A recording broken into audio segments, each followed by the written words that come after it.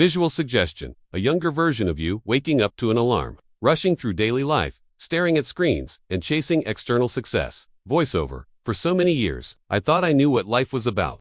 I thought it was about being somebody, about being seen, about winning, about proving to everyone that I was good enough, smart enough, successful enough. I wore my achievements like armor, thinking they would protect me from feeling empty inside.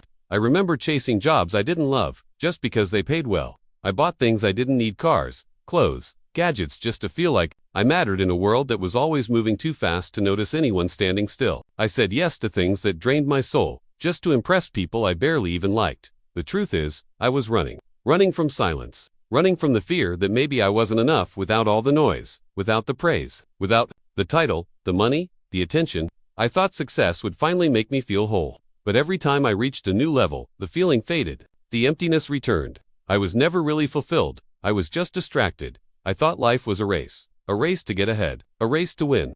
But the further I ran, the more I lost pieces of myself. I missed birthdays. I missed quiet moments. I missed the little things, the things that actually make life worth living. I thought I was building a future, but I was sacrificing the present. It took me decades to realize I was chasing the wrong things. I was chasing the appearance of success, not the feeling of purpose. I confused being busy with being valuable. I confused being liked with being loved. And worst of all, I confused having everything with having enough.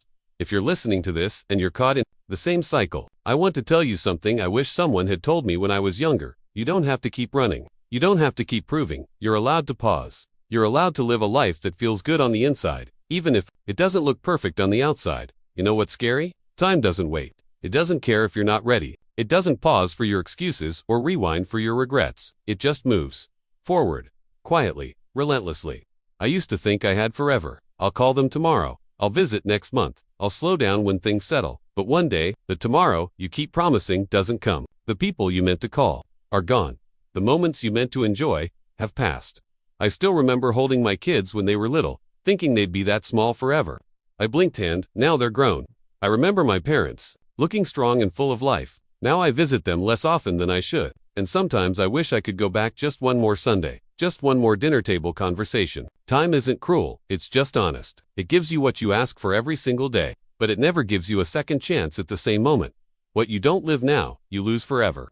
I've learned that busyness is not a badge of honor. It's a thief quietly stealing the very time we think we're saving for later. And later is a lie we tell ourselves when we're too afraid to live now. Don't wait to tell someone you love them. Don't wait to forgive. Don't wait for some perfect day to enjoy your life, because life isn't lived in years. It's lived in moments. Tiny, precious, unrepeatable moments. One day, you'll look back and realize the most important things weren't the big events. They were the breakfasts, the phone calls, the evening walks, the hugs you almost skipped. That was the real life. Time doesn't wait for you to figure it out. But if you're listening now, maybe you still have a chance to catch up. For years, I was so focused on making it that I didn't even notice who I was leaving behind. I told myself I was doing it for them, that one day, when I succeeded, we'd all be happier. But here's the hard truth. They didn't need my success. They needed me. I missed birthdays. I skipped family dinners. I postponed get-togethers, always saying, I'll make it next time. But next time became next month. And then, sometimes, never.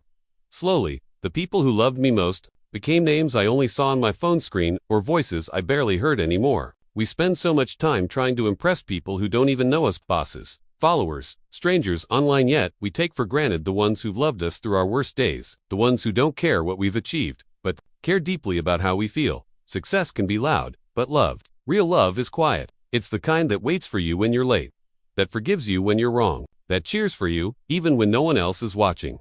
I've learned that the most valuable currency in life isn't money, it's moments. It's shared laughter, inside jokes, hugs that last a little longer.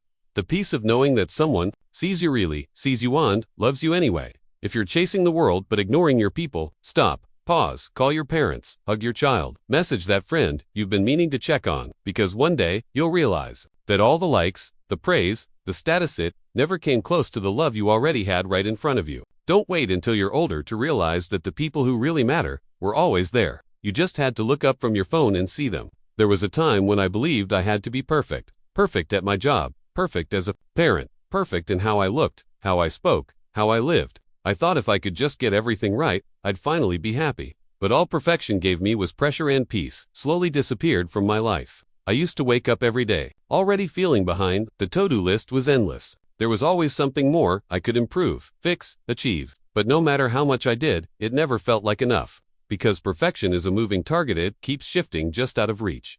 Then one day, I just stopped. I paused, took a breath, and I asked myself, what if I didn't have to be perfect? What if I could just be enough? That single thought changed everything. I started choosing peace, even when things weren't finished. I began to forgive myself for not always getting it right. I let go of unrealistic expectations I had carried for years, and slowly, I started to feel something I hadn't felt in a long time: relief. You see, peace doesn't come when everything is perfect. It comes when you learn to live with the imperfections, when you accept that life is messy, people are flawed, and sometimes, good enough is enough. I traded chaos for calm. I chose silence over stress, and I learned that it's better to be at peace with yourself than at war, trying to impress the world. Perfection is exhausting. Peace is healing, and when you stop chasing an ideal version of life, you begin to notice the beauty in the one you already have. So now, I don't try to be perfect, I try to be present. I try to be kind, I try to be real, and most of all I try to be at peace. It took me over 50 years to understand what I'm about to tell you in just 14 minutes, and I hope you really hear it because it might save you decades. Life is not about chasing approval. It's not about the trophies, the followers, or being perfect. It's about showing up, loving fully, laughing when you can, crying when you need to. It's about being real. Love deeply. Forgive even when it's hard. Say the things you've been holding in before it's too late. Let go of the past that's been holding you hostage, and stop waiting for someday to start living. Someday isn't promised, but this moment is. You don't need more time. You need more truth. You don't need to be more you, just need to come home to who you already are. If I could sit across from the younger version of me, I'd just smile and say, you're already enough. Now go live like it. And to you, watching this now, don't wait 50 years to understand. Your life is happening now. Make it count.